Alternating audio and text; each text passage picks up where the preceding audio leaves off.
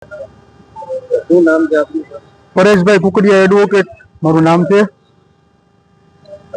શું સોનાની વિગત છે, છેતરપિંડીની બાબત છે?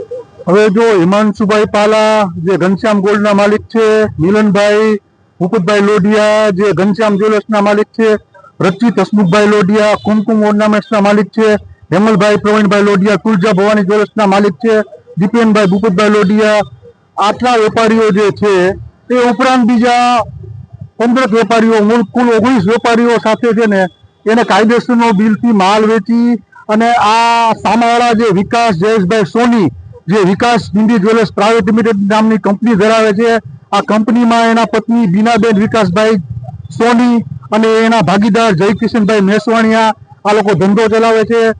મારા અસીલો બધાય છે, વર્ષોથી એની હારે વેપારી વ્યવહાર હતો અને માલ વેચતા હતા. કાયદેસરના બિલથી એને માલ વેચ્યો છે અને અચાનક માલનું પેમેન્ટ કરવાનો સમય પાક્યો ત્યારે એ લોકો ઘરે અને દુકાને શોરૂમે, એક શોરૂમ એનો અહીંયા યુનિવર્સિટી રોડ ઉપર આવેલ છે, બીજો શોરૂમ છે સ્પીડવેલ પાર્ટી પ્લોટમાં આવેલ છે.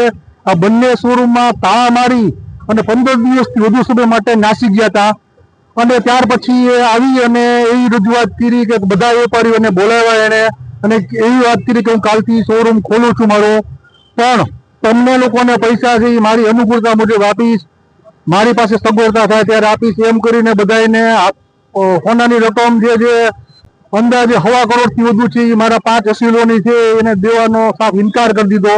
એટલે અમે અલગ અલગ પોલીસ સ્ટેશનમાં એની રજૂઆત કરેલી હતી. આજે અમે પોલીસ કમિશનર સાહેબને રૂબરૂ મળ્યા અને આવેદનપત્ર આપ્યું છે કે આ વ્યક્તિ છે એ અમને ખોટા વાયદા કરે છે, સમાધાનની વાતો કરીને ફરી જાય છે અને અમારી આટલી 1.25 કરોડથી વધુ રકમના સોનાના દાગીના જે પાકા બિલ મુજબ વેચાણ કર્યા છે એનું પેમેન્ટ આપી રહ્યા નથી.